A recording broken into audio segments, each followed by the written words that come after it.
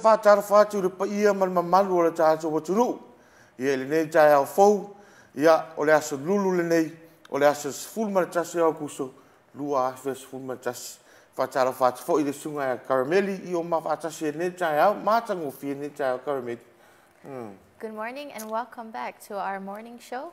NUS TV Channel 8 on our Samoa Digital as well as on our Facebook page. Good morning, Tivita. Yeah, whātaro whale mamalu o le tātou watunu.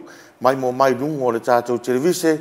Ia whāpea le tātou Facebook page. Ia male. Ia iso se tafo le lalang. Matango fia mātou sa mo nei. Whaafonga mai ale mamalu o le tātou watunu. Ia tunu mau. Ia susulu matango fia le lai le nei tai au. Ia whaifo isi whaavela vela. Ia o loo toa fide mu mea uma. I le alofa maleanga le lei o le atua. Ia i le nei tai au. Ia o te loa karameli le tāpō kalame le nei tai au. Ia o le ata amata i nei whasisiranga. Nei tūranga e au na lofo malama i ai. Ia le pa ia o le malu mātu o lo whafunga mai. O lo auto wha mai i alom whanau. Ia tātou investe nei. Ia e masi. Ia o whafunga le tātou o tunu. So late. So today is Wednesday, the 11th of August, 2021. It is Wednesday of week 5 of lectures for semester 2. Our important reminders for this week, we have our deadline for our course and program withdrawal with tuition refund this Friday on the 13th of August. O le vaiaso lona lima le nei, o le whangaso longa o vaiaso o aonga. Ia au lo iai fo i vaenga o lo whangata i le vaiaso le nei. Ia le pēr sa no sunga karameli. O le vaiaso nei, ia whangata ai le suinga o mataupu. Po sao lea, ia. O le suinga o mataupu ma tūlanga fo ngai ke mga au koe avese mai. Withdraw. Ia ma le tūlanga o le... I le pokalame. Pokalame. O le pokalame, ma le mataupu e te mana au e te alu ese mai ai. Ia o le aso le nei, o le vaiaso le nei asparidi. E whangata ai. Ia mai tau le ia tūranga na ia tū sunga i li ima tamata ia onga. Ia ma ai le nei tau e misi ia le vaenga na whaunga ne vaso. O le si vaenga o le tātou refund. O pidi. Po i tātou ia mana au toi avatu le se reni wa umana tutoni. Ia awa ia nisi tuangia. Po tūranga fuinga le wa ngase. Ia po se tūranga fuinga le whainga rubenga. Ia o le aso whare nei. Ia e whangata i le vaenga na, ia mai tau le lei ia tūranga ia, nei tau e misi. Ia ona le mawhaine on toi e watu lau se ren. Our other important reminder, this Friday also is our deadline for semester 2 2021 tuition fees. So this Friday, we encourage and advise that to please make sure that your tuition fees are paid in full. But if not, you can come down to our financial services office and also speak with our team there in case of any delays, and we will be happy to offer you some sort of arrangement. O le aswhare nei e whaangata i fōi le tātou pia o ngā pia on tātou e tātou pokalame le aso na nafi. Ia lea fōi sau nole li pulisili. Ia i tūlanga leo toi whamanatu ma le sunga ya karameli. Whaangata tātou pili le aswhare nei.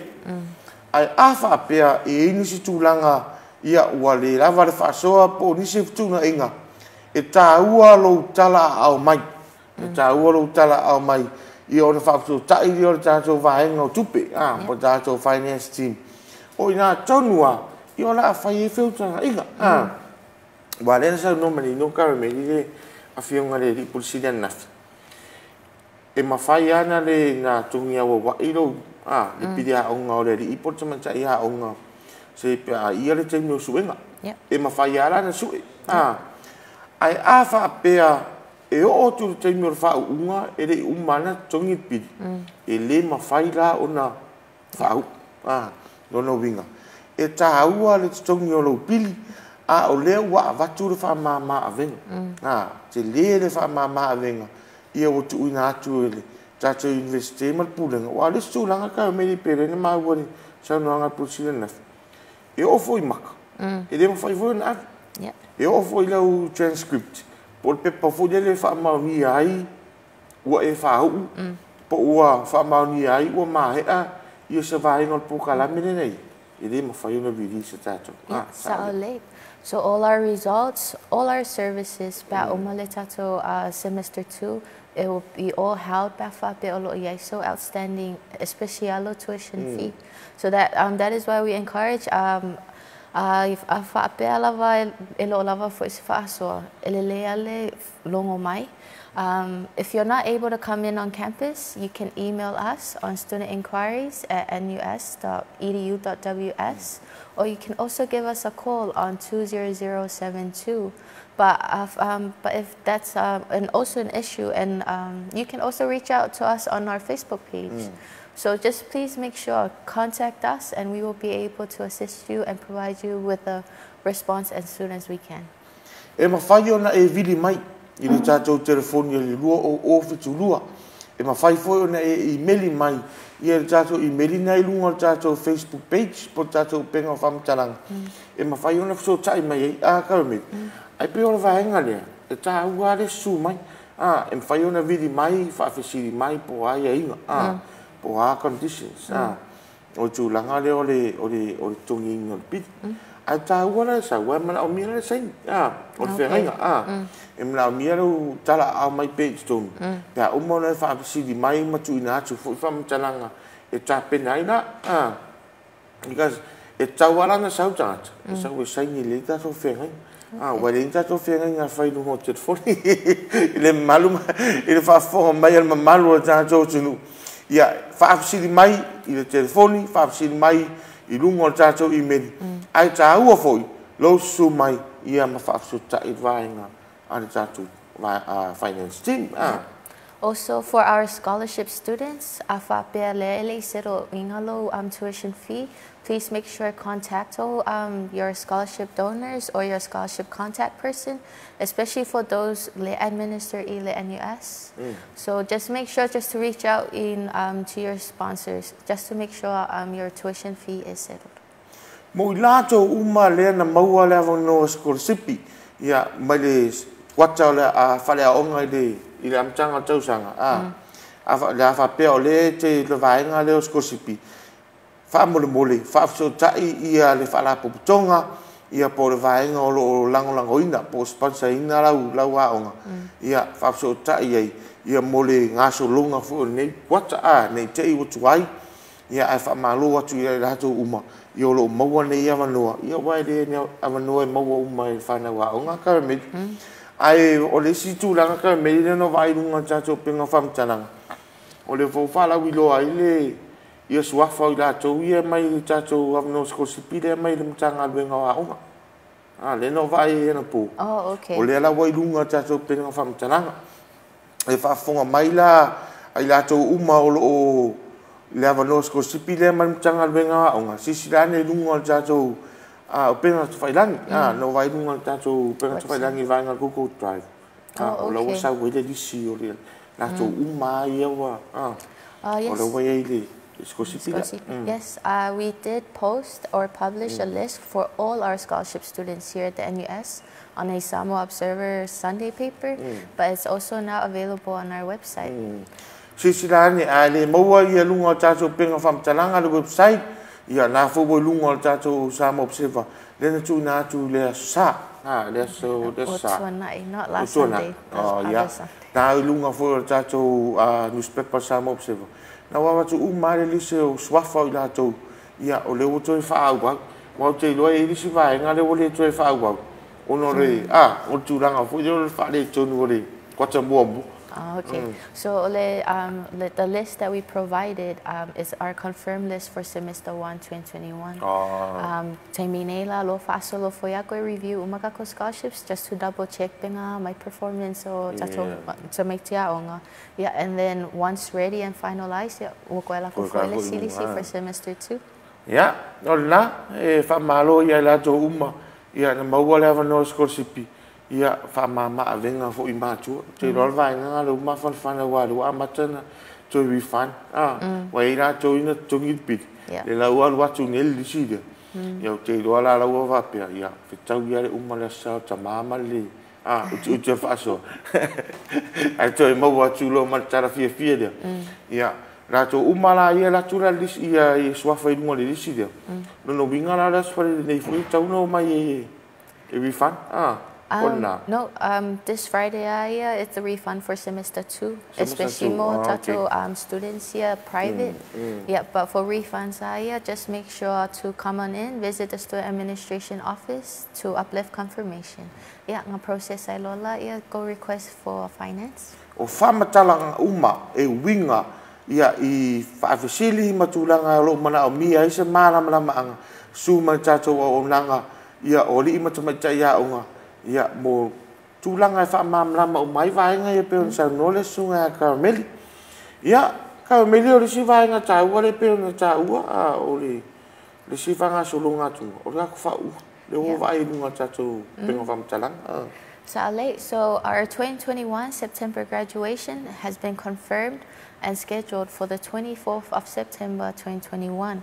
Our application forms is now available on our website as well as in hard copy if you like to visit the student administration office to uplift one. So for our 2021 graduation, it is open to all programs, to all our bachelors, our TVET, our diplomas, foundation. So for everyone who completed their studies in semester 1 2021, please make sure to come on in or check our website and complete a form so that we can process your paperwork to be considered for graduation. Another important reminder, we have a application fee of 43 tala. And then we prepare for the graduation rehearsal on the 23rd of September, which is a Thursday, at the NUS gym. And then the following day will be the graduation ceremony. For the graduation list, to confirm if you have been approved for graduation, please stay posted on our Facebook page, on our student email, and also on our website, as well as our Maleifua Mai channel for more updates. Ia le nau whaafonga le mamalu o le tātou o turu. O le tātou whaunga o le aso lua skun ma whao se temma. O le whaunga lea, o le ata tala mo pol karame mo I lātou na mae ia lātou wa onga ia po o ua mai a po karame pe o na yeisa whailonga tike wi o le awa noa lea e te whau wai lono winga I lātou o lo I lalo mtata SS o ilungo tātou awa onga I e whatike wi te tala longo winga wha pe te whau se certificate, se diploma o vaingana postgraduate, master, PhD o ina lava ia o le a whau u le whaunga lea ia se tema I le aso lua sekuma le wha mo le silifia e ia tātou pepa whaatumu o pepa whaatumu la ia o pepa ia e whaatumu e whairoa mai ai e te whau I le aso lua sekuma le wha o se tema o tātou pepa whaatumu ia o lo ilunga o le tātou penga whamatalanga ia o lo ilunga fo le tātou Facebook page I o lo ilunga o lo maua foi ia I le tātou ofisa I lalo le vaenga o nanga mo le whanaua onga po le student admin o maua le kopi lea e taula o le whaatumu aere I o lala so whaangata I ka meri le whaatumu Deadline is on the Friday 27th of August. Aso luas humalfitu o le masina le nei aso luas humalfitu o Augusto e whaangata ia whaamau lau ka rena le vaenga na ia tau sunga o le a whaapea o na whau whaunga lea whaamau I fōne te ua misi ia oe ia e iai marona fi lona fi e whaasuma tolu tāra lona winga uma na whaatumu lau pepa ia o na amai le marau whaasuma tolu tāra ia e te tongi I le vaenga lea ia o na whaato ama whaire o na e whau And also another reminder, if you submit your application late, there is a chance that you will receive a penalty for late application of 50 tala addition to the 43 tala. And not only that, once your name is confirmed for graduation, you can then proceed to the next step in hiring a gown from the financial services team. Ava pea o le a misi le aso luas fuma le fitu. Wa le si vaenga na le fi whaafonga mai e mamalu le tunu. Pe se le fi ia leo whaafonga mai whaasisiranga neja iau. Ava pea misi le aso luas fuma le fitu e whaatumu e lau pepa walta sanga ina ia o le whaunga. Ia e ono maua o e le vaenga le toni lima sputara no wingo late fee lima sputara ia e taua la e mai tau le o le aso lua sfuma le fitu e tau na fa tu mo le vaenga le ava pe te le mau tino pe te fau wa le sina lo fisiti pe te fau e po uma e pe pa le o sa no le sunga karameli o le ala mau le lisi le dunga tato Facebook page le ai ya e le mau ala dunga Facebook page fa malulu wat e te su mai e te su mai le tato office ni te wa avele ngo complain e fa se ma malu le tu ai le ai e paulo le vai ngai le alu dunga tato Facebook page ma le penga fam talang o le lisi o la to o le afau ai mo le silfia fa pe te le mau tinoa tala au mai su mai ia tatou student admin ia por tatou official lo tu ina toida o nanga mo li ma tama taia onga ia e te fa fasili ina ona e mauti noa ina mo e fa a pe lo mauti noa o le fa ia o le sila va nga le pensa no kalme ia o le avatu lo fa o sa o le kalme yeah, just to add on, just for the list, mo tato whanaulo whapelo confirm to graduate, a list will be posted down at the student administration notice boards. So just keep up to date with our NUS website notices and our Facebook. We will notify the public that the list is now ready for check. And also, just to make sure, your student name that you are currently registered here at the NUS, that will be the name that will be printed. If you like to add a Matai name or a middle name or a name change, you must provide supporting documents to make, in order for us to provide a response and also to accommodate for your request.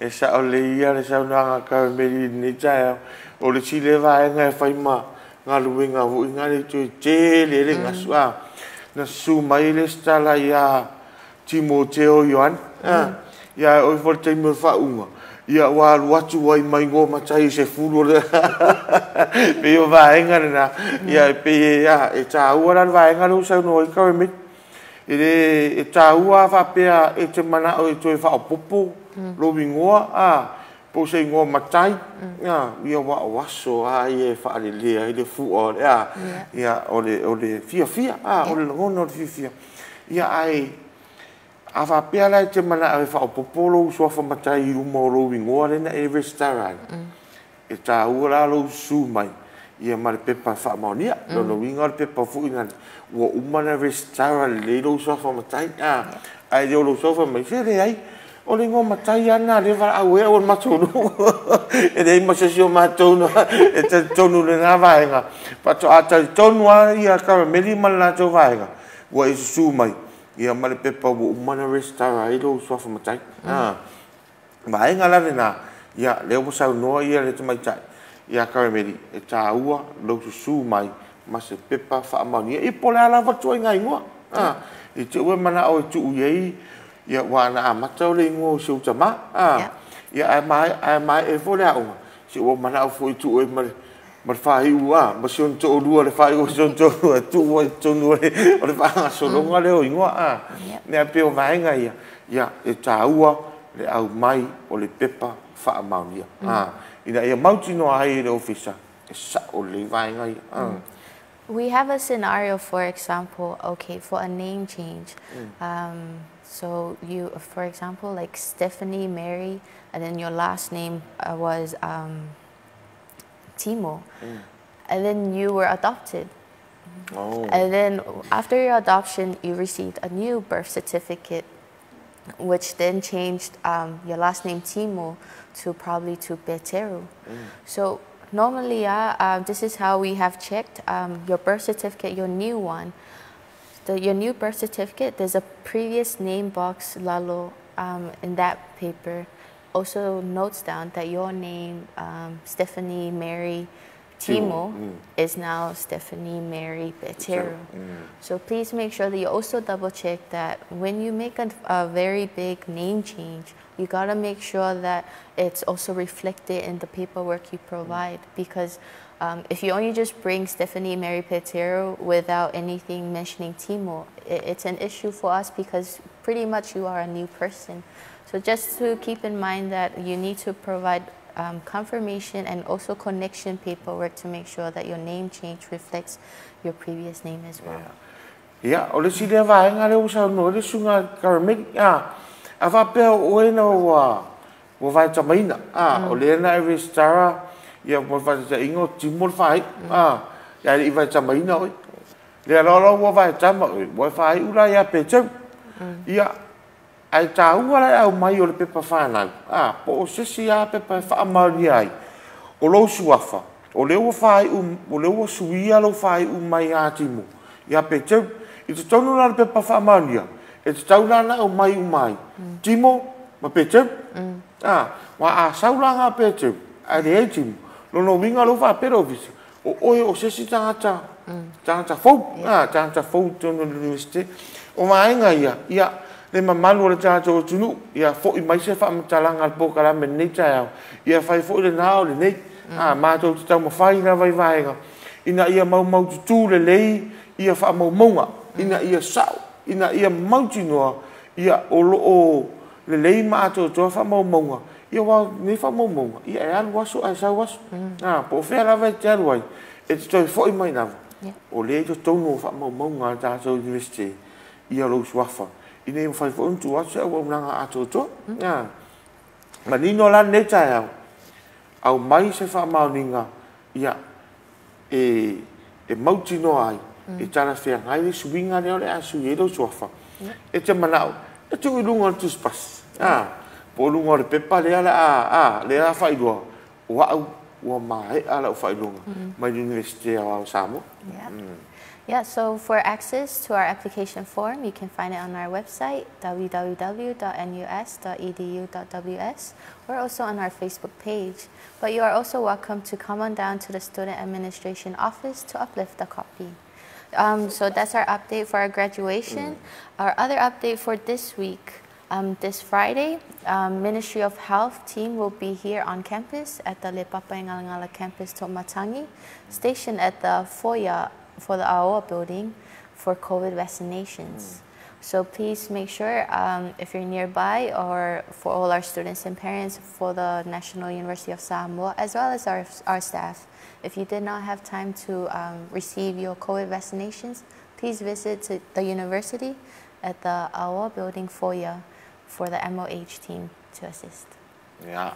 O leo wa toi fa manatu le sunga ka meri ia o le foi ta o le so na fika me le fiunga le polisi le ta o le vaenga le ta o le fa ta o le fai o lo pui le o le covid ia le la e toi fa mana toi foi ta po kala me le ja ia o le asfari nei ila lo foi ila lo le ta foi lo no vinga te su mai tono ta la mo nei ia la lo foi a fa pe te le mo tino po fe tono le vaenga le leo lo ia tātou security ia mwhai o na whaapsiri e o na whaasino atu lea no winga mo i lātou uma no wholata mai i tātou lau mua nei ia o le a whātou no winga ia le tātou tui pui lea i lea so wharaile ia i le tātou lau mua nei ia tāua lo su mai a whapea nei le whai lo tui mo mua su mai a whapea toi lo tui do na luanga toi su mai ta lia Maleifua tātou university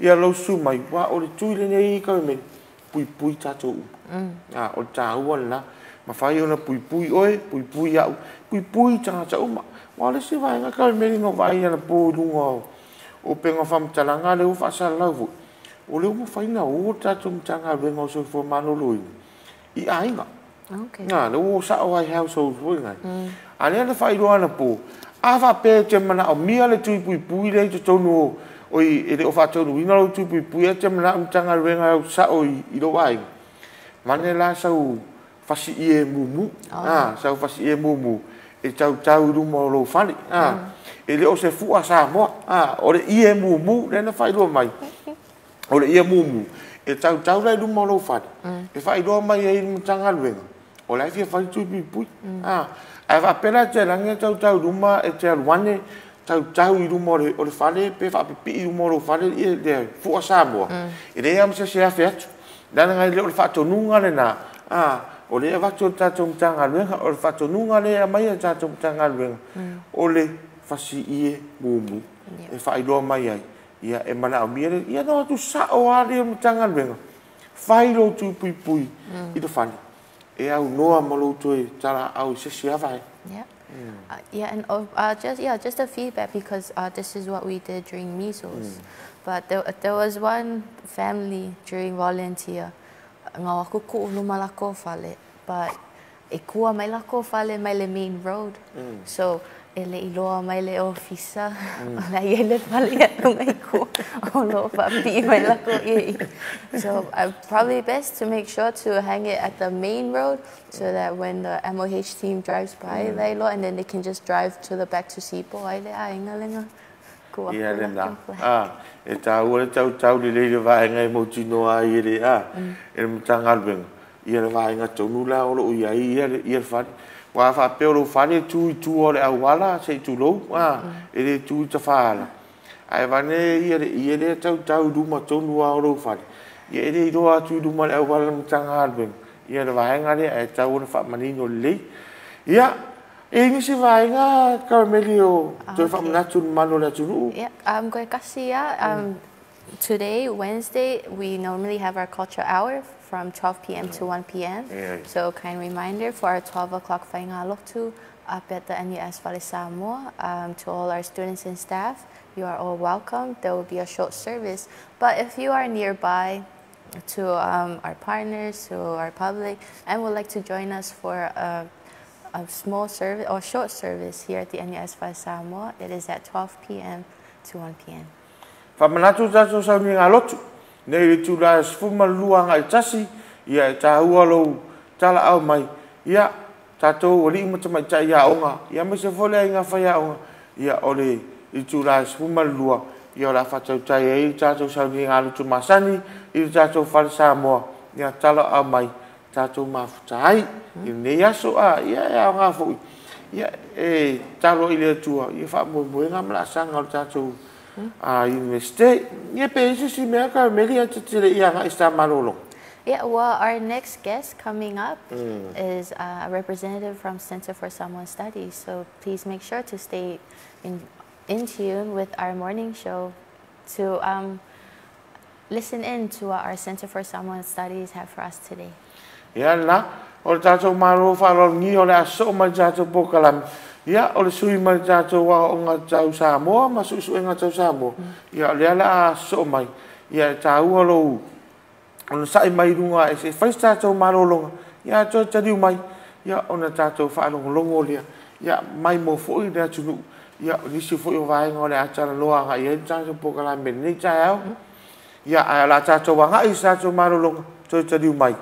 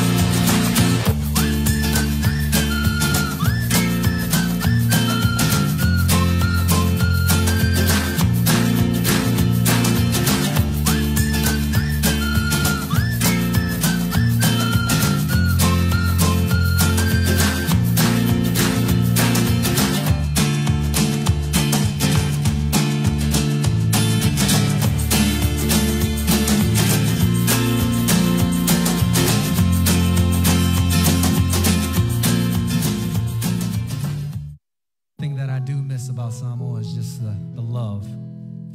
There's an incredible sense of unity and family. And if it's all right, we just want to sing a song that reminds us of home.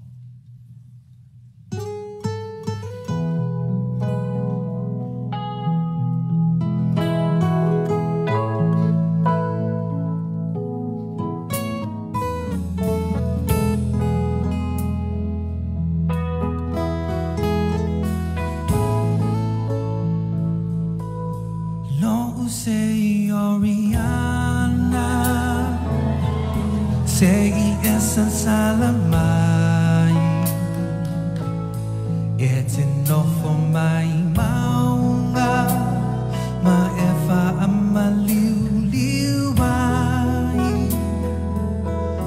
Tau fawa tene matamba, etawa yola to say.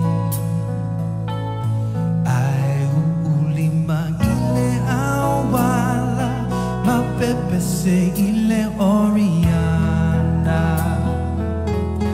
Lo sei Oriana, eso solo imanta. Ele tu putele, ai tau fele fele. Tu bua oe mai anamua, bua matala oleva batu.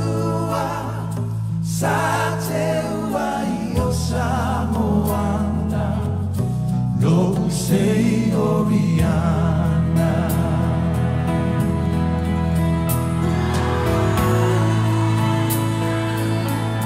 Lo sei Oriana, Maleifua Matala, Talanoa Itama. Fio e fana sui la fepiloi sei tu fa sa bali le masina ma pepe sei le Oriana lo sei Oriana. Solo imanda, ele tu putele, ai tau fele fele, lo sei Oriana.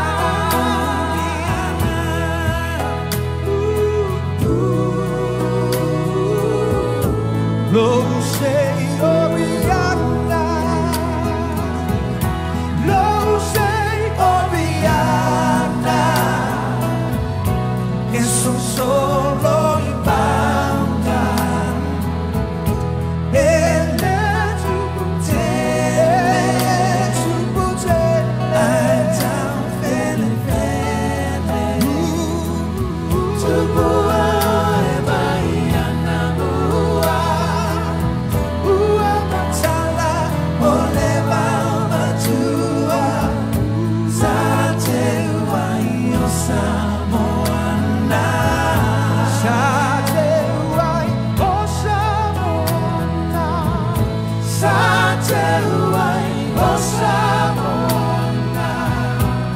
Lo sei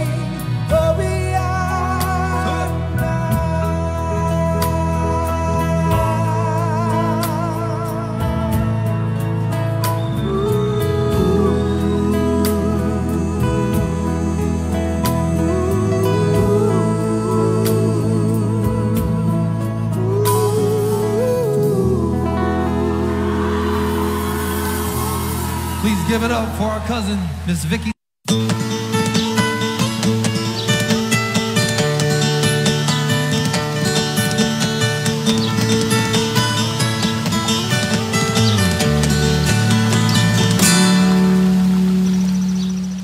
Le tau tari umai o tātou po kalame le nei tāo, e pe on tāu e stei musola tātou tire i anga i malolonga. Ia iai tātou malo whaalolungi o tātou pokalame le nei tai au. Ia pe foi na mai tau mai o te mi masani lava nei tātou te mafuta ai. Ia masui o le tātou vaenga ia pole lau mua o a onga masu usuenga tau Samoa. Ia i te tonu o tātou lau mua nei papa i ngana. Ia le tai au nei. Ia o te fia whātālofa i le sunga ia kalmalmana. Ia o le Awhereti Hankin. Ia o se whaia ongo ni ngana.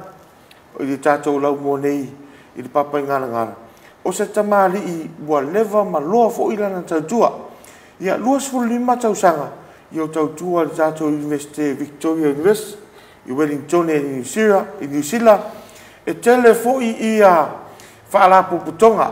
E tele fo i ia suenga taulenga ngana. Ia na au wai e ia le fionga ia ngalmalmana.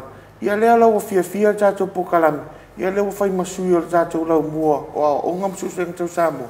Ia tātou te mafuta i runga o tātou pokalame le nei tai au. Ia, whatalo whatu, mana nei tai au. Ia, o te whatalo whatu fo i lau whtalainga te vanga.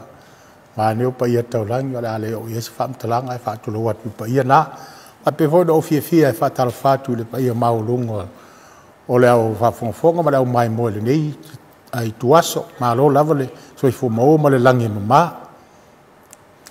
Ia, o te dole nei tai au ngal mana ia o le atanga isa o le tapu kalami. O te iloa e sel matango fia mai mo mai al tātou watunu u le nei tai au. I le tele o i tau o whea ngai ma tātou e ala i le tātou lava ia ngana. Wai pe o le tūlanga le ua iai. Ia, o le ua pe o tātou toso risi vaenga. U whatata risi vaenga. Ia, ai si risi vaenga. Ai pe o le tūlanga o la iai tā whatata nanga i nei tai o le mai mo mai al tātou watunu. Pe o nau tau o stamari i wa tele i a tausanga o le suenga. Po le a tonu ale tūlanga ua a fia i le tātou ngangana. O le ala la sau noa i ale whionga i ngaman mana nei tai au. I ale whaafonga le atunu. Ia i tūlanga i peo nei nei suenga. Au le afo i le tāua. O le whaataua o le tātou lavanga ngana Samoa. Alo, whaafitai mo le siri te vanga. Saron me mua la vai fia o esa whamtalanga e le i whaia tali o lau siri tāua. O le au te lenga o ngā luenga o ngalue ai nei tutonu o le tātou investe nei, papa i ngala. O lo tofi o lo iai nei o le soani atili o nai ma whaatau atili le tātou ngana i ona vaenga whaletula fono. Le tūlanga leo le au ina o le kalama ia ma leo SS ia ma le whaatulanga ngā vaenga SS pe ufai upu me whapena. Au le sila vaenga tāu e pe o e whetalai iai. O le tilo tutoa leo le universite i le lumana i o ngangana pe o le tātou ngangana. Ngangana nei e ta ua e au linguisi. O ngangana la iti le langi po small languages. E ta utono New Zealand ma atonu i fafo. Minority languages. O le tele la i o whawhita au li e whea ngai ma ngangana whapea. I tutonu lava la o tātou tunu o Samoa. Wale wana i a nisi o fili. O fili la e le mai loa mai le talanoa so'o iai mai e le ali foi. Ona o fili ua umao na whaao ngā e nisi na muai tu vai tulou i tutonu o Samoa ma au mai e seisi ngangana tele lava i o ngangana la lea ma au tele alo foi whaile tala o le ngangana lea o ngangana ingilisi. O le ngangana ingilisi a ia moa ma tātou uma lava o lo whaafonga mai ma o tātou a o ngai foi. O singa ngana tāu tele lava mai o tele whaititia lona tāua i le whaonganga leo le mawhau o le tangata. E whisota i ai, ma o ai, mai lo ai le vaenga me le vaenga o le soifuanga, wa ngā luenga nā singa ngana. Al mea utupu, wa whaataua atili a mauna i a au mai fafo i a nisio o vaenga te tele fo ina e social economics, trade, ma me whapena.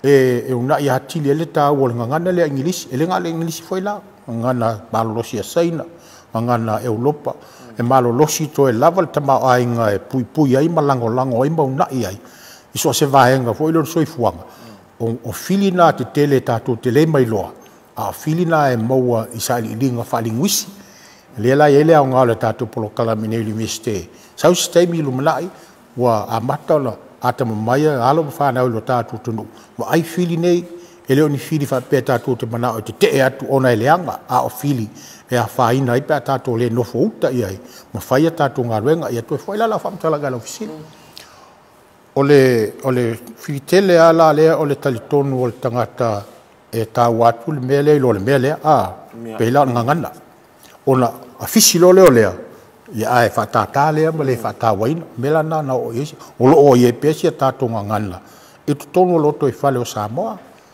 ona to tele matua o talitonu ala to ele ise nga luenga mo nga Samoa wa ole mawana ole ta tele nei mela o tu ia wo a fo ila tonu potua onga ole le fo ila onga ole ngana ia yona vaenga tauna o ai ona tal wela tal tonu le ona fa tal le ale fa tu wa tua ia i le faingo ngaluenga ai pangale o lo tatu solia le na o lo tatu me asina au mai e lo tatu matai sili le la e tatu te ola i mo tatu ngalu luen fa nga tatu te fetufa ia tatu wa o ongai ai ole o faia le leile nga luenga la matiute apolo kalame ele fai tio fala lo tangata ono le fata to fo i mai fa i nga luenga o faia nei wa ta wa nga luenga o faia o fiso aonga ile nunga ingol tatu ngan ai ai lava me na o te longona ele io ai ma o te nau fo ila e fa u fale tono la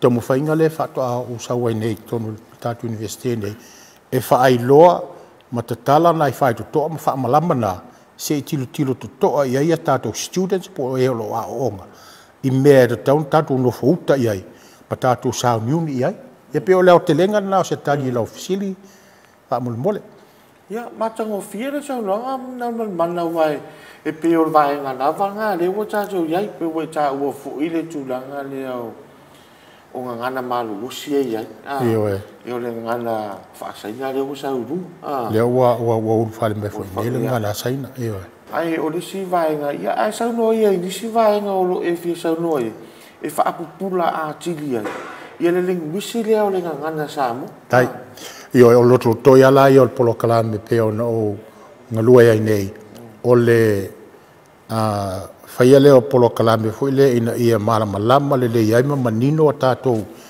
potua onga e lo a onga le tatou ngana e tu la fono ese o lo tu sia le tatou ngana ia e mesi foi ona leo ia e pe ala e toi foi ala amatanga i teimi tonu o missionary la fe va se la to fu la matai lo ona tu sia ma silingia ma sai ili leo lo tatou ngana ma wai leo le me voi le uta weta to le pi fai tau o ina la le amata mai ai na fausia ia le linguisi le o ngana po tu la fono e o ai ma fa le o ai ma tu si ai ia ma feso ta ai wa o ngalwen te tele ne ia se ngana fai o le mana ia o le na vai tau la te fai tau to le tala anga sia tatu ngana ngalwen nga missionary sala to fai fai sa di linga po luas futa sanga to fu sanga pe fast food talun a maton a o le ngana sa mo betus la le ngan tus ai mau mai fa o le mau lunga i o tangata le leila la to fai tau tusi mal tus le tatu ngana sa mo i to no sa mo literacy le literacy o lo wilo fai tau tusi mo lo wilo fa nga tus ngana mai fitu fa ia mela na te longono wa matona pa uila lo ona pe o fai atu wa tau le to fai le vaenga na wa le to fa ta wa ina ia o nga fai fe au tu lo wa o le ola ia wa o nga fai fe au ia sola o ina foi na malo si mo po tu le na sa o la ila ta tu ngana o no lo to fale ai sa wa ai wa malo si mai la le sa wa fa ta wa inga trade economics o le lo langi o po nei sa wa lo malo si anga la lo english pe no fai atu o tele tio le english o no la ngana tatu so ta ai ma lo langi la tele ma o mo ai tatu fai longa ai o tai lo nei at sai di linga e ai lo na lave le na tele ya e avea ma pa pui ni stem mo tanga tele o mala le malo si anga la le sa tu o le leile o lo ia foi ia fa le ton mo lu tau toi foi la tala i ngalwe ngal tatu proclame nei o le sila le vai ngata o le proclame le universite o le o ina tu la fono tatu ngana ina ia manino ia tupulanga ia ma e fo lo a on i tu la fono me fa nganga ma le tu singa sao o le foi la vaenga o ngana so se ngana lava e suia e le vai tau mo le vai tau le tu mau se metas o le nganga la o la famtalanga le na usi le fia ia upo le tatu ngana o suia ta unga lungo polo kalame fa pene a me sala o televise o ata fo io ni solo fai tau tatu telefo tala tau o alava ia saulo mani upo la fai la fa tai inga saulo no upo le o le atunu ia o le tula tufono ai o le linguisi o le atunu e fia ia va weli o lo ia tutonu le upu lea o le ia male tu nu u tu sala e fa ia sila pela ta o syllables ale me utupu ia ua le atu nu u ai ua at nu pe ua motu esele u le so o male ti ai fa pu ta unga alu lo at nu ai ua toso fa umi le ala a matai le upu ia ala ua alue fa pela istangata wale atu nu awa at nu ia o le si foi la upu eselo fo ile o te alofa ona o le motu tele fengta o le motu isala fai e te tauna sa o le taunga fo ile la fa longo tunde mo e sal taunga le taua ia le motu isala fai mai ia le si vang o savai o savai ai o lo tel tunga le ia masalo le finangalo fo le to tele tunu ele o savai io o savai o lona winga a tilo foi la ele tulanga fa tula fono linguisio tatu ngana ya o tono potwa onga e tono fa pe sa va i e fia si la pela tasi lua tolu fa ai o le mele utu ia wa musu fo ia tau ia le sa le i mua sa va i ai ese ai fa pu sa vai a sa o tau tau sa vai ia ole o se tu alalo na i se tatu ngana awa suinga na pe no fai atu e alua ia lava ele tau fia a lesinga ngana o lesinga alua ngata na a universite pe o tatu a universite nei o le tilo to alava i awala me fai ai ona pe fa pe o tatu langona o fa fitauli me nei mai o lo saputu mai fo ia o tau foi lan fai tatu policies po ia tatu fainga fa vai e fo e tau fio fiai ma tau fa ton watili de ia to le lei ma na ia le fa fonga ma pio le fonga le meta uai upu e tatu te faia ia mo tatu fa longo fa fonga po le ale sa no anga bel ftelenga sa upu e se le fteu ma na ia o e tau dia o fingo fie ai a sa upu mo tai avane fo ia si leo ma fonga leo manino ia o ina o mai fa la vela fe au le mori wa le message ia po le communication po le sota inga o le ngaluenga mo lava na a so se ngana lava ale la lo ia manino le sota inga mai o lo fe sota ia pe yo nai au te lenga na o lis foi lava nga ta u o le tato polo kalame ona o le a fia foi tato fatasi ma le komisio le ngana Samoa i le fausanga la o se tusi tele a fo i le dictionary fo ma o le faton upu e le sa o le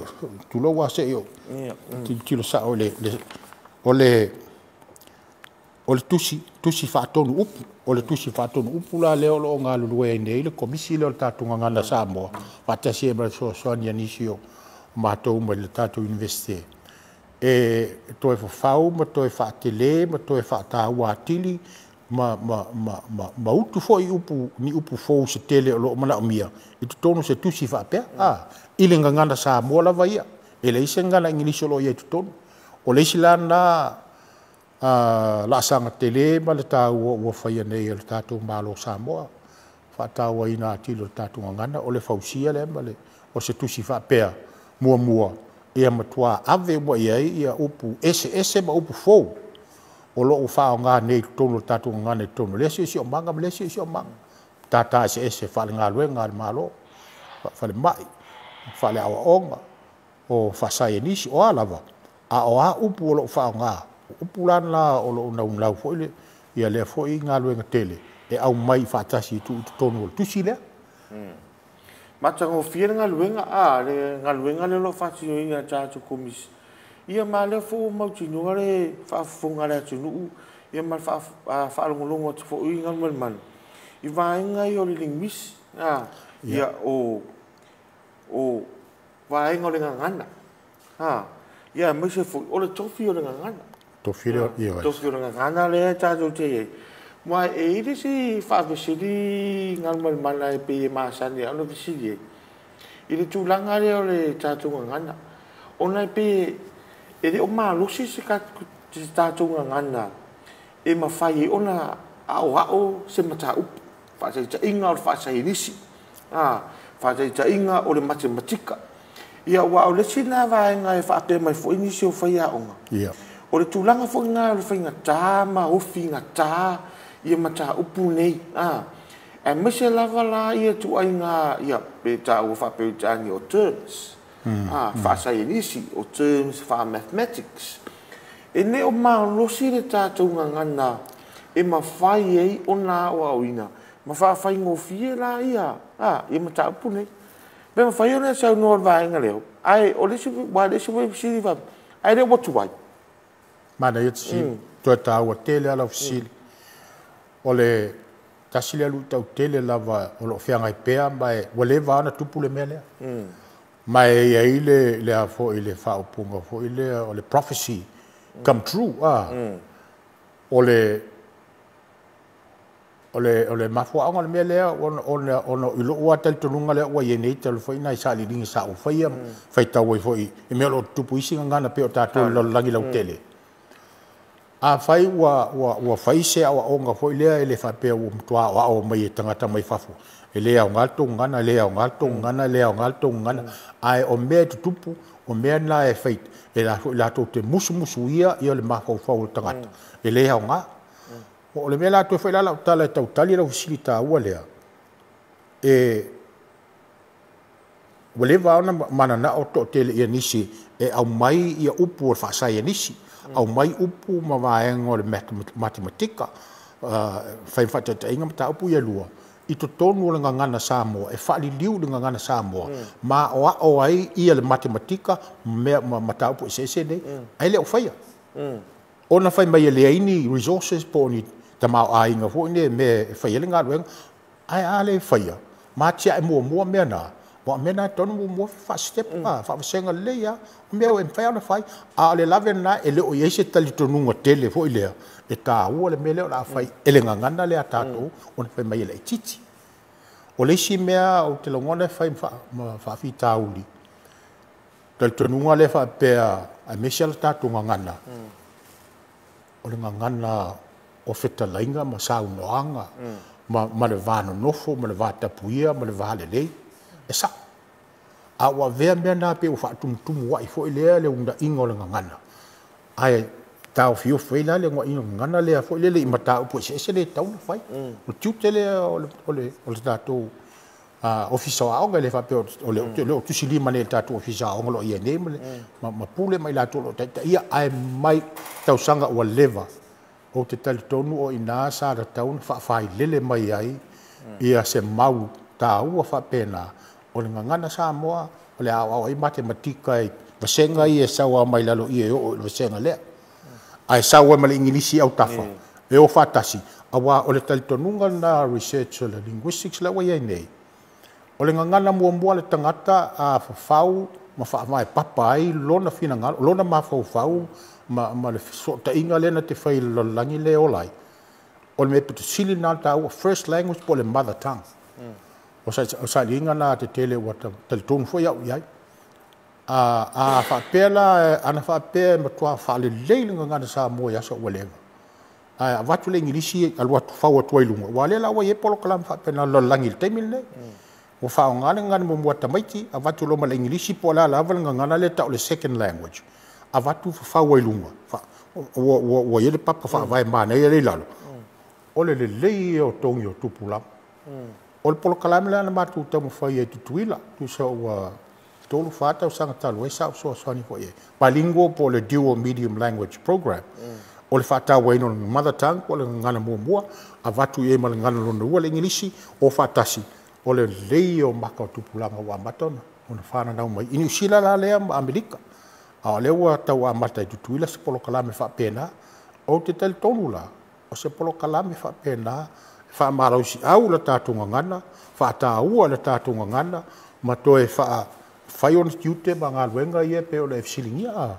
ia o si au tau tali atu na lo fsili ta ua le e le fai mo fiere tali o lo fsili e wa e pe o le nga le fsili nga mal mal wa pe o le fsili ta teli wa le fa pe mai wa foi nga fai nga tama le nga ia pe la ka pe tani o comprehension o le mamla o le mafai o le fa sa mo wa e tamaiti o ia e mea o ai fa pe ta tunga ia pe ia wa la vatura va singa fa nga ia e mafai o tango tusi fa tau mafai tusi fa sa mo o le matala i o tamafufu le la tonu wa sa ona umalo le ona tau mafai le fa peritania ala la mo fai ngo fi ma foi o lau e wale si me pe la o definitions o wingo ma foi nga fai nga tanga tau mafai e fa winga ia upu palan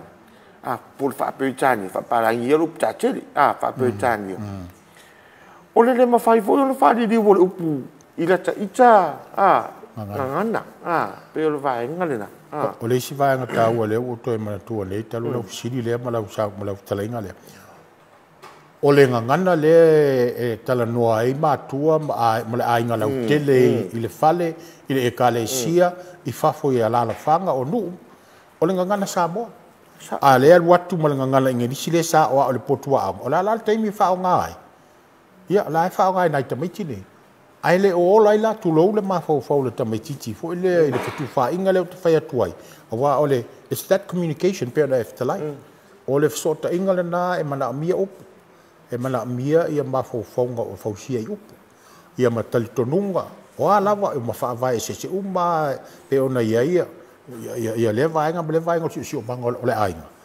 ale ai upu ma o upu ele ola fo ai o le lavela le na o le mai o le singa ngana tau foi e pule al fainga na le le singa na tolo lo si o banga o le salo lu tau tele ana lo fia ngai pe ala ma nisi to tele ia ma lo sa no ngal mana ni ta o te ro wa matango fia fu i le fa fonga ia ta jo ko zulu i le nei ta o ala le ta bukaran wa o le si le vai nga tau ai te tonu ona le temi pa talo si ai ele vai so fo ai tu fa au le vai nga le tu so le vai nga le o linguisi wa le si le vai nga te na e mai e fa tatu pokala me e tatu te to e o ai la to lo fa ya o ia sa le le e pe o mai e pe fia la to ai fa nga le nga le tatu nga ngana ai ole fa fi tau ole uchi ole tatu nga ngana e fa upu ai e fa upu ai ia ona alu fa sa pasui e ala ia usala mai le si fa le tu ga le si matu ale va le tu ia e te tonu le nei tai au ia te ro ole fa nga solo mana ia va so ia ola ta to so ia po kala mede ia winga tonu la mede ngana wa te ro se le ole va inga le linguis ia po ta tu ngana sa mo ia molona tau ai e ni si vai ngai te fia sau no ia le fa mai ia le ta fa ta no nga nei tai au tai mo le no e ai misalo wa ngata fo i semanatu ono te ngona wa lava ma to fo sia fa so na wat te ngona fo i ta lo sia i le fa fo anga le ta tu nu talia le tamu fainga lava ia ma le anga maulalo ina ia watu pedi manatu olo o fa vai lungo nga luenga sa linga sa faia ia male potua onga fo ia fo ni so tato ia pe a me o fa longa nga ko mo liu ma fa ma tasina lu tau te le lava ile le o onga tato ngan tus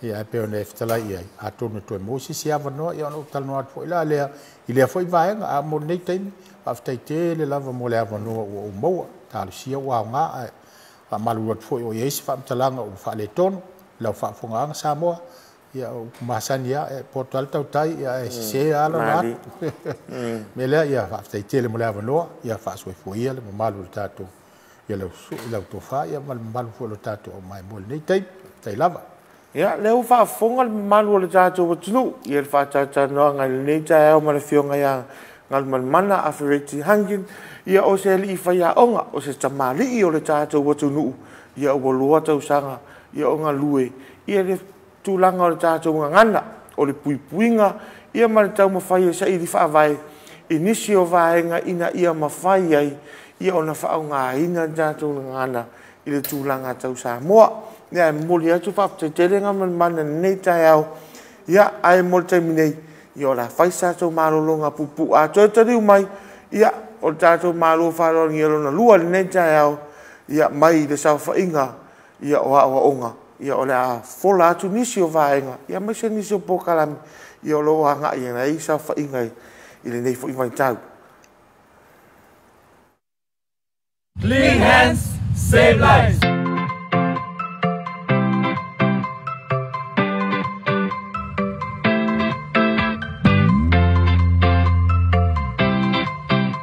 Ai e tele ul fale lotoa e te tau lava ona fulma o lima o lo ia i lava se te pua o mo na saunia e a ona mulmulita ia i le fuluina o lima ia whaonga lava nisi o vaila au fulu lima ina ia mautinoa lo malu pui ia mai ai nisi o sia mai a fiai i se whama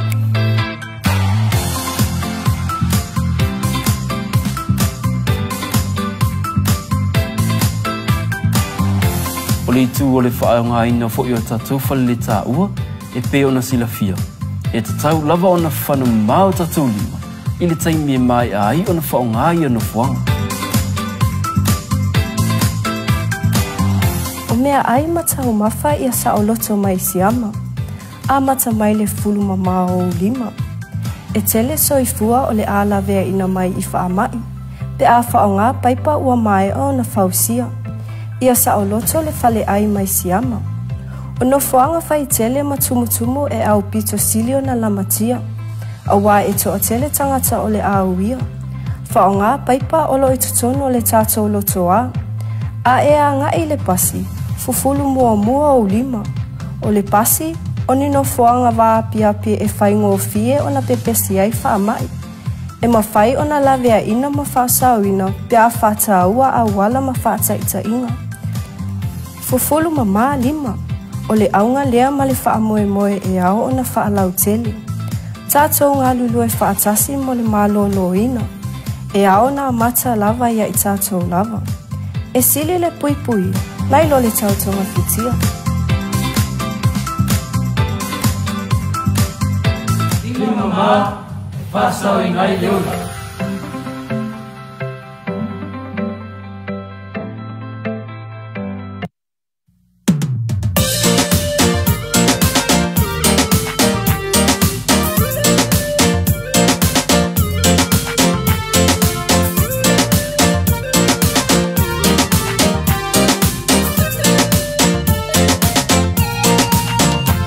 Música nei tato e matati ai ai pule a o ia o fica e fai le nei olanga se o le fia lava tu sama brothers fa fia in lo wanganga mana tua foi o le nei olanga e le tumau e le toia i forse salamo i le tunga mau nei e fanga lo le tata longo a masse fau ai pule ia oi Samuel la patata se eva mai soleva eva mai musica atama ole tu sama brothers asala se ngana la fo inu o mala ai siba mai masu e mai sa upana tupulanga afai o e ona ile ava fai mali e masu e mai sa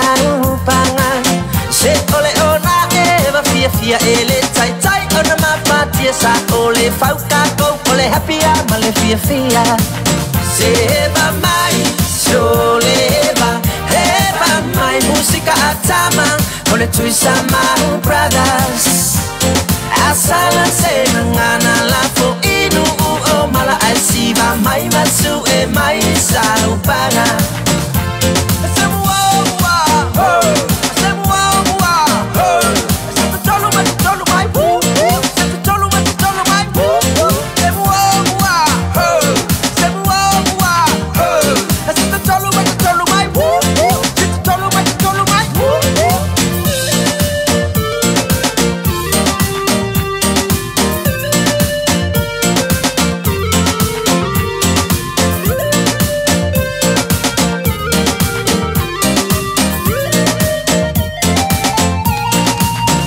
Tele Maleifua Mai ora ua mai mau Tatalu ai lava sieli ilea o tala noa fau Mautu sia babe ai le maputanga Maleifua nau talu le faata malai le o langa wa masau Seba mai, soleba, heba mai Musika atama, kole tui sama brothers Asala se ngana la fo inu o mala asiba mai masu e mai saupanga Seba mai, soleba, heba mai Musika atama, kole tui sama brothers Asala se ngana la fo inu o mala asiba mai masu e mai saupanga Seba mai, soleba mai Musika atama, kole tui sama brothers Asala se ngana la fo inu o mala asiba mai masu e mai saupanga Seba mai, soleba, heba mai Musika atama, kole tui sama brothers Asala se ngana la fo inu o mala asiba mai masu e mai saupanga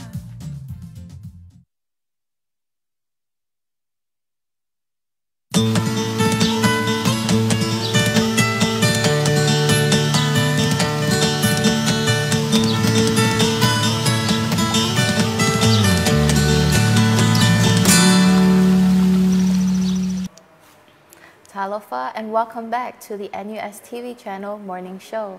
Our segment for today is with our one and only Dean for the Faculty of Education, Alo Dr. Celia Pausisi. How are you this morning, Alo? I'm good, thank you, Cara.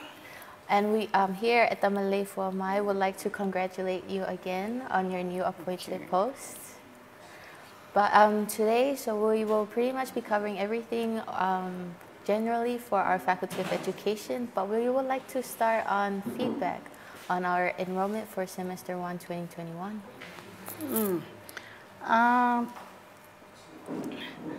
I'd like to stress the fact that the first week of enrollment and the second week for late enrollment are the main weeks for students to come in and enroll in courses at FOA. We are only allowing students to make course changes in the next week. The reason for that is because if a student misses out 2 weeks, it means that he or she misses out 8 hours of lectures and tutorials. Say, for example, if a course consists of 4 hours, lecture and tutorial, and that particular student who has come in to enroll in week 3 misses out the first 2 weeks, it means that 8 hours are completely missed out. That's why we're very strict on the enrollment week and the late enrollment week for enrollment. And we are no longer allowing students to enroll on week 3, mainly because of the reason that I mentioned earlier. Okay, so what are your programs offered for this semester? This semester we are offering the Bachelor of Education for Early Childhood, primary, and we're also offering postgrad courses like GDE, Graduate Diploma in Education, for those students who gain bachelors from other faculties. And those particular students who are willing to become teachers. They need to take this one-year program in order for them to gain a teaching qualification. Okay. Okay, go on. Yeah, and in postgraduate and master courses for the continuing students who have completed bachelor programs. One of the things which I'd like to stress is the fact that the National Council of Teachers is beginning to register teachers, and teachers need to have teaching qualifications in order for the National Teachers Council to grant teaching certificates. Okay. And this is very important because these students have graduated from other faculties. They might have the background and content knowledge of subject areas they're specializing in, but they do not have the pedagogical knowledge to deliver the curriculum effectively. That's why they are advised to come and enroll in this one-year program.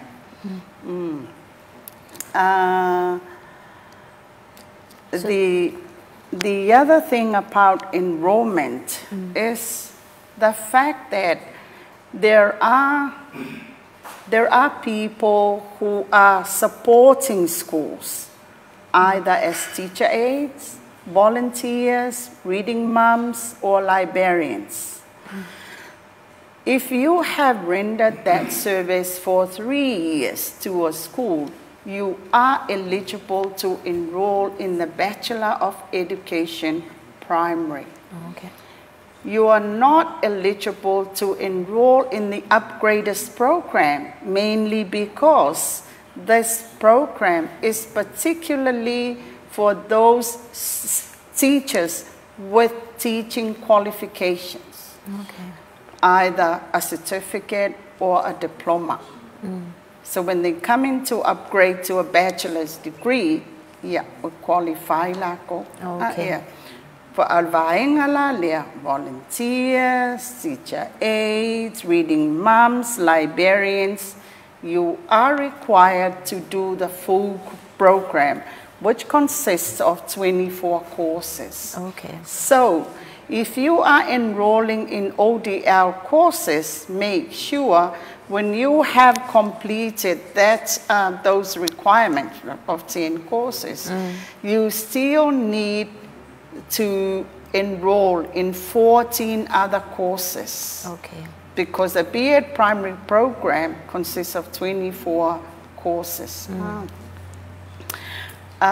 Se whaamalamalama tu alevaenga lea. O lea lava yele misunderstanding lea whaamole mole lava sunga yulua onga.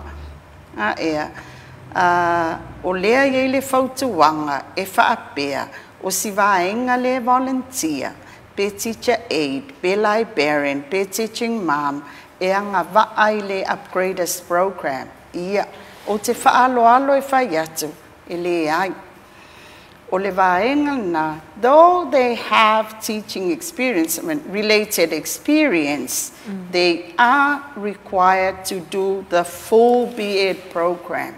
I say, leanga ele iai se lato certificate of teaching, po se diploma of teaching, mai le old Western Samoa Teachers College, e anga vaai, e sau le Upgraders program. So e lua lava i sua ese. There are two different pathways. Lona winga la, e le mawhaiona kolosia e le vaenga lea. Ia le vala lea. O le vaenga na e te tauona whaamamalama. As I said earlier, we're very strict now on enrollment. There is always this complaint, this criticism from the public that the quality of teachers, so we are trying every means, of ensuring a trained Yes. Ia lātou I requirements. And all values, attitudes and behaviors, morals if you like, Yes. of becoming a good quality teacher. Would you like to explain more on this program for the upgraders? I just want to understand the difference. Is the program still called Bachelor of Education Primary, but there are two pathways within that program. So one is for a new student coming in as for those who do not have certificate or qualification as a teacher, and the other pathway is an upgrader because they have that requirements. So what are the differences? Because you have mentioned the 24 courses for the new student, what the upgrader side, what is different on that pathway for Okay, for those particular teachers who gain a diploma in education, they are required to upgrade their qualification into a bachelor degree. And for those supporters who are working in schools and do not have a qualification, they need to do the full program, which consists of 24 courses. So how many courses does an upgrader complete? 10. Okay. 10 courses, because our understanding is the rest of the 14 courses are cross-credited because of the fact that they have done their diploma and certificate in education. We also consider the number of years of teaching experience. Those are all the factors. We've also allowed teachers from mission schools and private schools to enroll in the upgraders program if they have certificates and diplomas in education. If they don't, then they are required, like the other lot, to do the full BEd program for primary. So I just would like to still discuss on the entry criteria. So now that we have explained the 3 years experience of non-qualifications intake, then we have the teachers with qualification background. Are there any other entry criteria, for example, mature entry or foundation certificate graduates? One eligible criteria to enroll in the Bachelor of Education primary program includes 1, foundation certificate in education or from any other faculty. 2, mature entry criteria with 3 years of relevant experience. 3, upgraders who have certificates and diploma in education and are willing to upgrade to a bachelor degree. So those are the 3 different pathways. But students are required to bring in all relevant documents so that we can assess and ensure they meet the criteria. So there you have it. In order to apply for admission into our Bachelor of Education in Primary, you must complete an application for admission. It is available on our website, www.nus.edu.ws. But if you need any other assistance, you can email studentinquiries@nus.edu.ws. You must provide your certified copy of passport if you have yet to be a registered student here at NUS, and you must provide your supporting documents such as your tertiary qualifications. You also have your work experience to help and support your application, and also to help our Faculty of Education assess so that we make sure that we are admitting you to a program not only you are capable of, but also you will succeed within. What about for our Bachelor of ECE? we accept students who have completed training at Songi, at the National Council of ECE Training Center. We also accept students from the APTC who have done short courses on early childhood care. And teachers of ECE centers who have been teaching for quite a while, for a number of years. When an application is filed, we have to go through, we scrutinize and assess the documents, you know, to find out the appropriate candidates for the Bachelor of ECE. But those are the students who are eligible to enroll in the B.Ed ECE program. Okay. So if you are interested for more information on our Bachelor for Early Childhood Education, you can email student inquiries at nus.edu.ws, and we can provide you guidance on who our academic advisors are. Or you can also check out our NUS calendar 2021, e-copy available on our website. Or if you'd like to see a hard copy, just visit down the Student Administration Office and you'll receive an NUS calendar 2021. So any interesting notices or updates from FOE?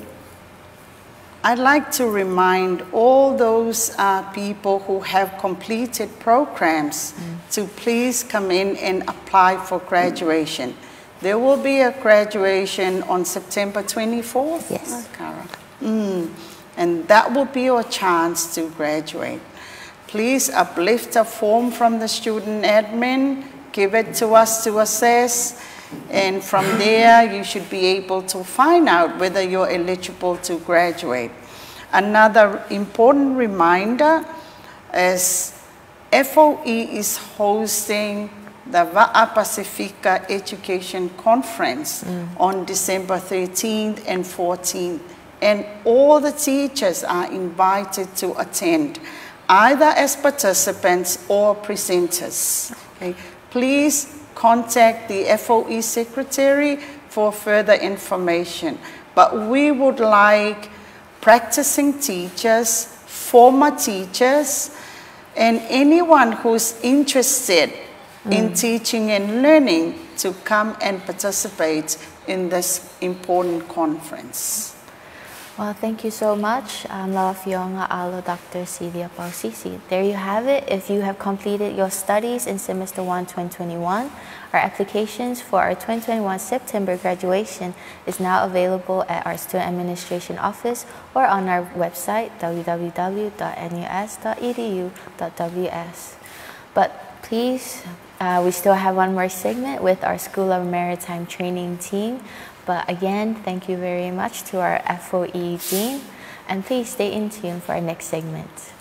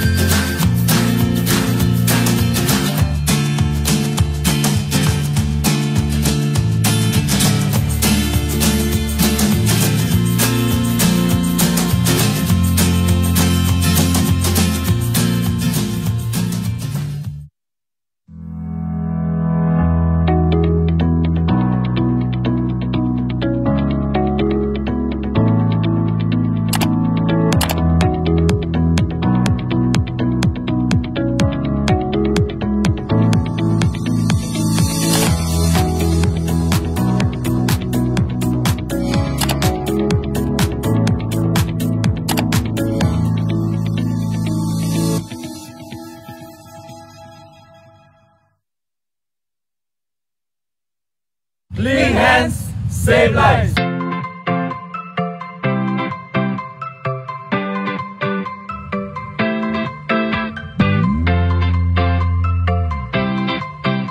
Ai e tele ulu fale lotoa. E te tau lava ona fulma o lima. O lo iai lava se te pua o mona saunia. E ao na mulimurita i ai le fulu ina o lima. Ia whaonga lava nisi o vaila au fulu lima ina ia mautinoa. Lo malu pui pui a mai ai nisi o sia mai a afia ai i se whama.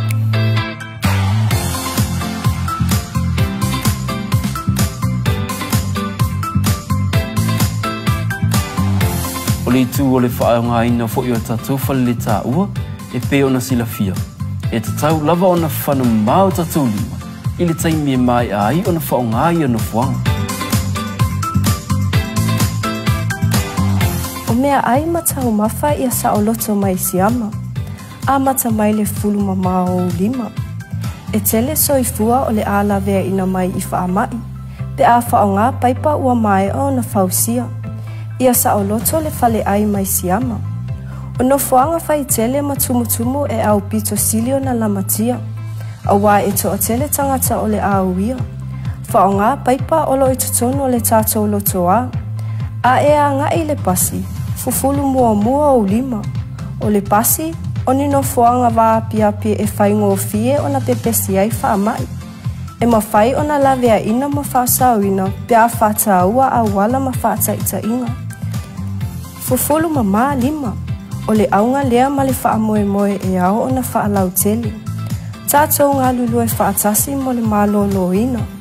E ao na mata lava ia i tātou lava. E sili le pui pui. Nai lo le tautonga fitia.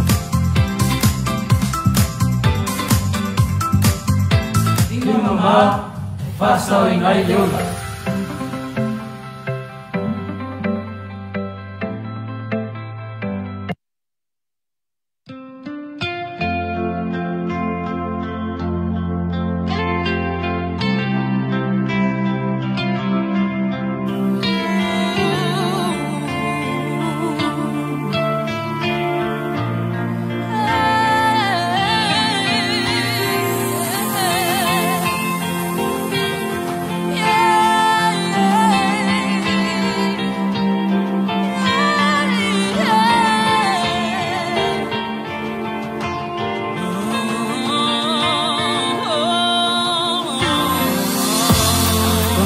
Whainga tā te leo nei langona Po a e winga o lea no whana o tinga O le mawhaina inu ne nei ipu E o na A o whea upu i le tāno whanofonga Na o a use ia i ulo o la te le lawa Tau ave to atasile nei polonga Ai longa e langona A o whea fōi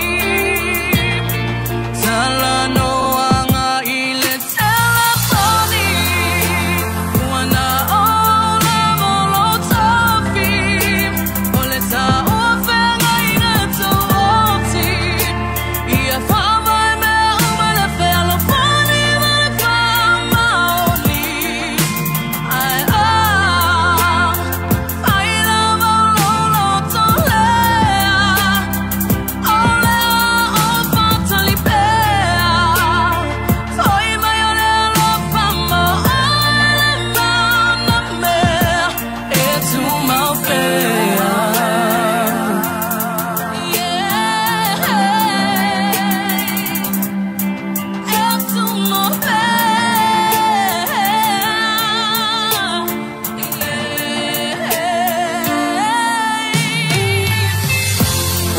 Loa ua e whaamangaloa Ai o le fili na whaase I o umanatu mai mau Pe ana e iloa mai lo nei fatu Ai ua le au ngā taimi ua alu Ai o te tu mau pea I tala noanga I le telefoni Ua na o la valo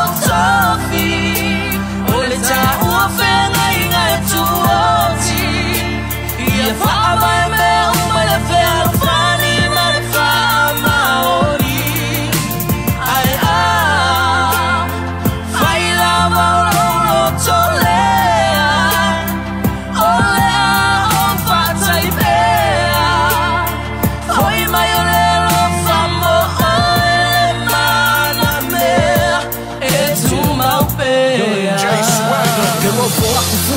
lava o ai o pe se ia o fola si malai ai mau le mafu ka ngala kala sa ola por fakura ngari ai o masai sai au ke manga ola se ko fa fo ir kai mi ko ai la vai de camorata e non lo posio kalima la mo ko pa ia si o kama ele ai fo se ko kai maka par pala su mai a ko bea ku iri o va se ia le la wa mangu e anu e se ko ka nga ia fa muri wa ang ina pe fa manga no e ko ngula per ka ka yo manga ku ai fai maior bea ai de bea no eu la ola bea yo ai o te tu mau bea itala no anga ile telefoni uana o la balon sofi ole ta u fenga ina tu oti ia fa vai me u me le fe al fani me le fa maoli ai vai la balon tole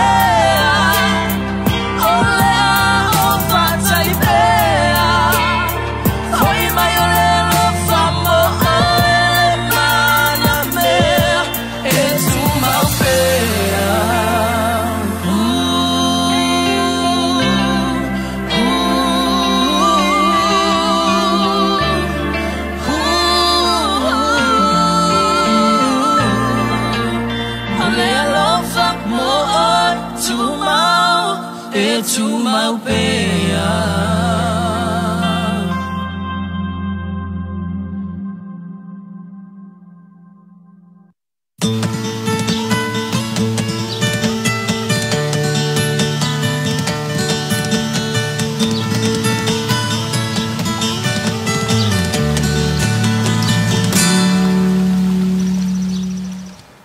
Talofa, and welcome back to our final segment with our School of Maritime Training representative.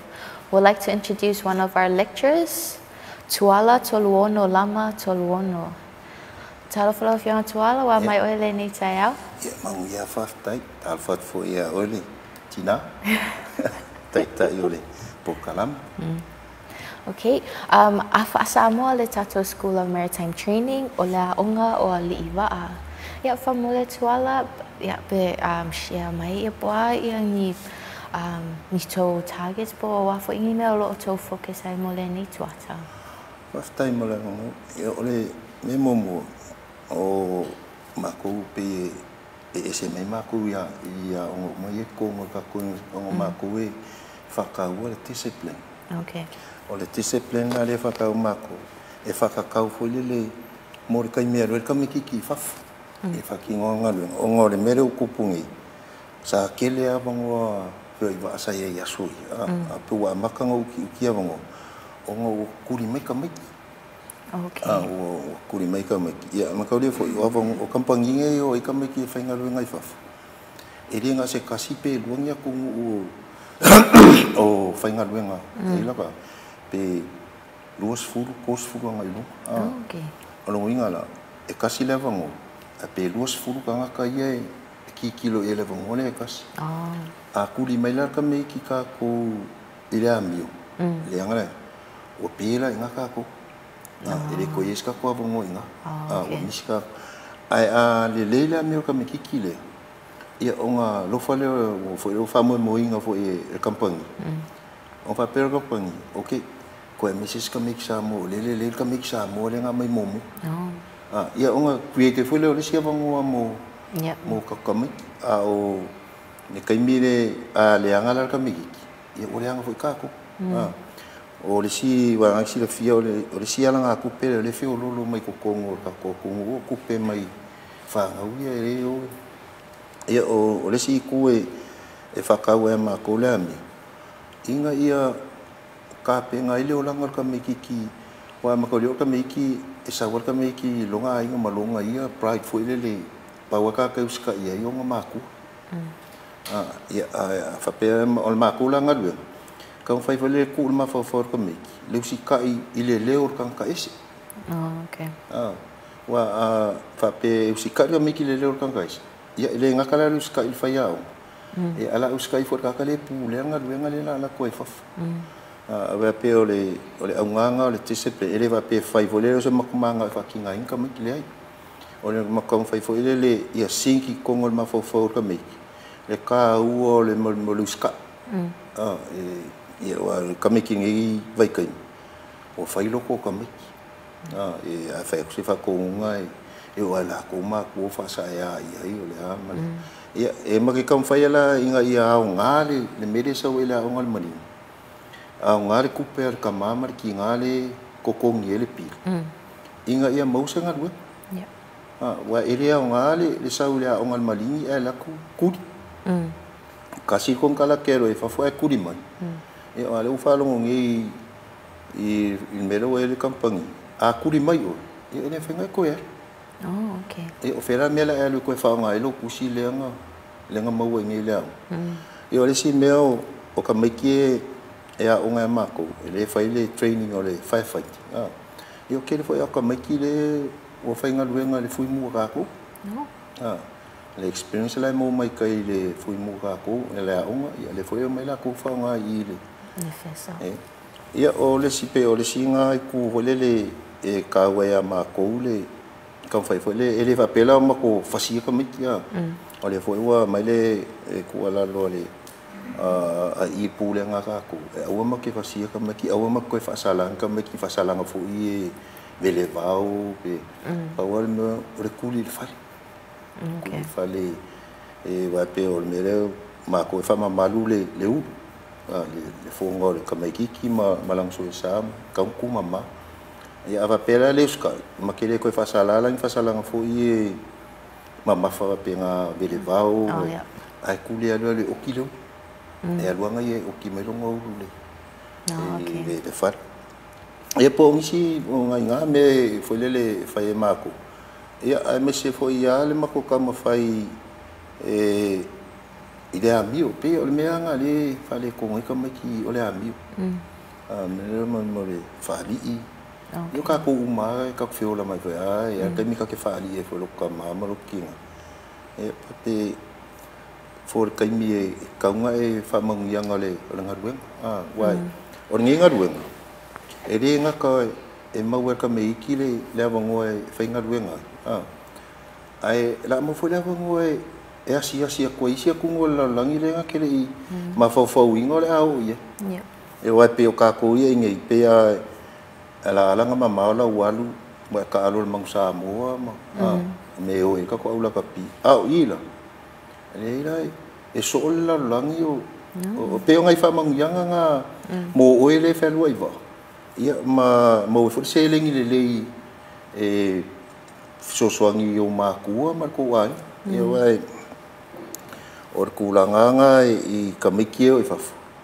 o le ai ko ke kolai ki ngai ka mama ku sa ma ko amakani ngal e le wa lai o mo mai ya ko ke ka kamiki fa le ko mo kamiki fo no le o ko kuli mai ia ngol me ale o le kamiki ngai ele i pialis kamiki kaluma fa sa ngai ma ku ai nga lu ai fafu la ku fafu amari ko kongi o nga uang ku pesekeli o me moa ka me kiki ve me ia ingusin kas ili kai lo ka mi sa mole upunga le ingula kas e ingwa le lo se me e o lo ka me fafango ko ka me amaka nga lu o nga la ku puai la le fale ko o le fafango wa ku ka mi ka nga amaka e ai fari e me iri kai iri lo fai mai lo nga malam kale ho ka ko ni sa mo ai ami valengi e suia le sa mo ai ami valia la me falom ka e mo pa langi e le ia ko pa langi o vango selu kasi ale woni ya le silo e kuri mai o e le la le kuri mai o Australia po New Zealand a kuri mai o Europa o fera me ke fa fenga sa o ngala kongi ai o lo pasis wai e ko kongi el campangilo wal malo ko foi mai pa uma lela wa konkala ai ko kongi el campangilo ai ami valero kuri mai o e kongi lo le o lo pasis o melanga le foi ki o isi fai mai o le o le leanga nga tuito la ko whanga pia e kau maho le ua kuri mai lo walo ongo le uskai mari e alua langa ia kupe e kukongi e langa le ua le umalanga lang kongkara e ke le whamongianga maanga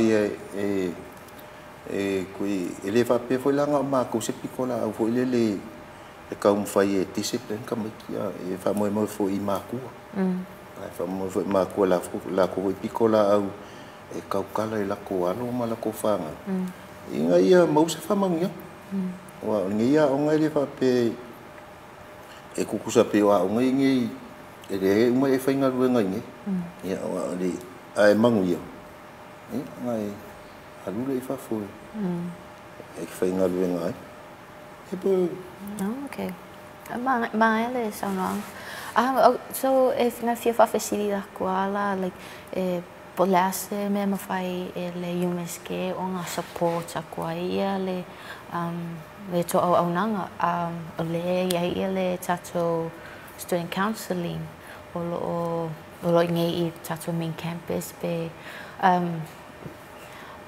would that be a solution would that be helpful I le co-team be o aku I le tato counselors team be kasi se aso vai aso pe fai fo ingi la ko por kala me awale ia me la le discipline ia pe fa tata no fo ia nei fo I trying am ta upu e ba ia le ai ira ulo ia I le I kansulanga le akaku university e ma ia ai po vai se la ko timetable fo le pe once a week, pe once a month e o kua I vai se la ko pokala me foi le e kauka fa e ku fari ka mai ki ka u mo le uskai ma le ia wa era ngai ele fai foi wa fai foi I ka mai ki le manga mir discipline o mai ni ai lo ngai o ai ke le foi ngale e ka minga ka nga ku ai va ngai kai ia fai le la ko pokala e pate e causa ocupea I lo uma foi you don't need to be soft I kamiki o isi kamiki e la ke whawinga se pe e too soft e ke le poli ai nanga oke ai e kaunga e whakongu kuka ue mase me e o iai pe a le uskai o koe ngā mere ma ke manga o e whai o le kuli a le whali o ma whau kua mai fo o mai fo I ma kalango ma fo I sanga ma si vaenga rea sa whau kua mai ongi koe po oska meki ongi koe o kia se urus ka meki ki pa wale option e whai o le kuli a le whali I o nela ngā ma kua whai a le uskai ka meki I o kia longa uru le se lela ngā apo a pe ngo fai mo pe o mako wa pe ese a mako mai ele fa pe makfia ese but ma ke kama fai fo ile le fai se a wala inga ia la ngonga e ka meiki le ka u o le uska o ngol mako ma fo faula le mele ia wai e vange fo ia mare po o ngaluenga ngi ai malo vale mai fiula vale fa ali lo fie mas fai ngo fiang fai diska kai ki se me ki la bea o me la nga ma ki le manga o ma ke manga o yo ka mai ki wa le la ko ma fo pa wal me o fai nga luenga mo kupe manguia la nga manguia ngai ai ku lo ma fo ka o mo luska wa ale fai akula ile o ke ala kula ilunga le va o nga o fo le ska ko le va ngo ilunga le va o voila liska ka ese lo complain ka me ki nga la o ku nga vai kai e le anga mi ko ka ka ngo ko fas e anga wa ka ele anga so lo la mi pa wal kala e wa nga ve foi mo ka I lungol va ka me ki e sa e pa wal kala fe me palang fa kongu ale uskai na kuli fal Oh, okay. Mo palangi le ku vango e sa o palangi o nga lang kula fo. Ela kula ka ku mar ko nga winga ho le pe le uska inge so uska kaya. Le dai e ke uska ia kaya o ku le pala. Yeah. Oh, okay. So I think like mga foi ala le incorporate bela wa le kako team la le student support services. O nga e foi tato tangata whainga luenga. E patino lava I le employability. O la ko la lea e sosoani e promoting le qualities. Ia ma tapena benanga uma awale so e nga luenga. Ia but we'll definitely inform them. So that they work together for your team. Yeah, for my pooling, just to know that you have the support. Yeah, I'm alo for ile to team because it's our for ya ole tato ngalu for fata sima matua.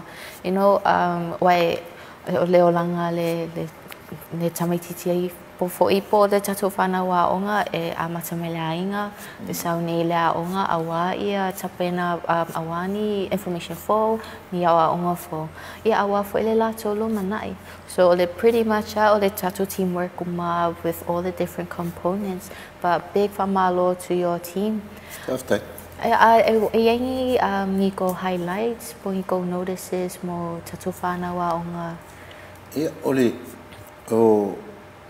kausanga ngai ke longo ke lo ko fasiko lai ke o mo ka me ki ai ngo fefe ko me ki fa for fama ai ola onga ia e kalia sosis es long ola enga e feti pasila ni si course full e malau pes fia mo la one full e le fa pe e le kalia sosis ia sosisia ngaka kalanga ia feti ne kalia le kalia ka ia 12 ia 12 so se kame kiki ia pero le o le sime fa ko ingo fo ima ku ala ngai kame ki le ia ia sa ia semester momo le o kiki lo ku le ko le mawala ko riso on le pili fa ko inga ma ku o le investment ka ua lea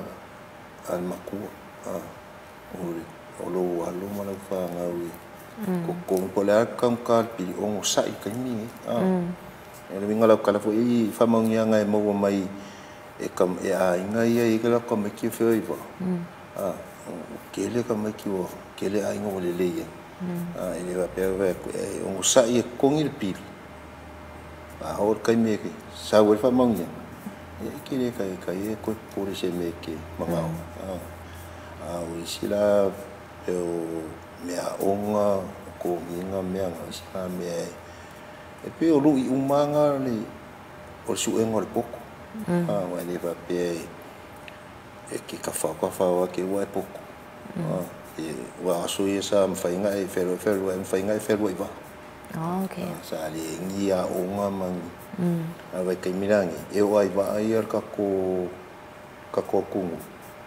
ale so fast paper fero iba ane fainga ko e ave o mas ka fero iba vai kai mini ia e vai kai mi la fo fanga solo ia cosa le master class 5 pa kalanga ave ma kapke no ia na foi famo mo ka so ngo fo le master class 4 no ia engineer male martik okay ya na ula le faya un engineer ya kau ko pe era u me la uringa la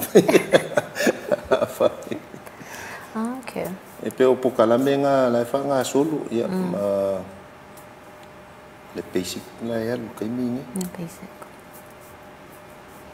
yeah well just to inform the parents no afape ya omana omia se sosoani especially ile tautulanga pilia onga susu mai ile mato officer o le financial services provide ngo tupe e fata tala noa ia awani awala le university mfai ona sosoani atuai awa foi ale lumana e foi lawalo because here at the university, you know, we are here for the public of Samoa, and especially for the new generation. And also, thank you very much, Ilo Fionga Tuala, as well as the School of Maritime Training team. Our School of Maritime Training is located at the Mulinu'u, Songi or Mulinu'u side? Yeah, at our Mulinu'u campus. Their telephone number is 34450. If you need any information or want to know more information about our programs offered at the School of Maritime Training, please, you can visit our website, www.nus.edu.ws, and you can find a NUS calendar 2021 e-copy, or if you like a hard copy, please come on down to the Student Administration Office here at the Lepapa Ngala campus for a hard copy. Before we close our program, any word of encouragement, any greetings if you have kuaki o kako viewers or tune in my kako TV, as well for lunga tato Facebook. Yeah, paftai foi mo fafkai ko vaenga e mo le avongo foi ko mai makoa ongai ko e fala wilo ko e foi makpukala mema. Yeah. Sunga le pule pe me foi tina e fai kai kai ka kupokala. Yeah, ai ngai usolai kumai kui wa. Ia va pe foi mal mal pa ior ka ko ero mai mo mai ngai pokala. Yeah, well, there you have it. Thank you for tuning in to our Maleifua Mai morning show. We screen from Monday to Friday from 9 a.m. to 11 a.m. Tune in on your channel 8 for the Samoa Digital, or you can hop on our NUS Facebook broadcast page just to tune in and support. But further ado, thank you again to Tuala, and may you all have a beautiful day. And that's all from us from NUS.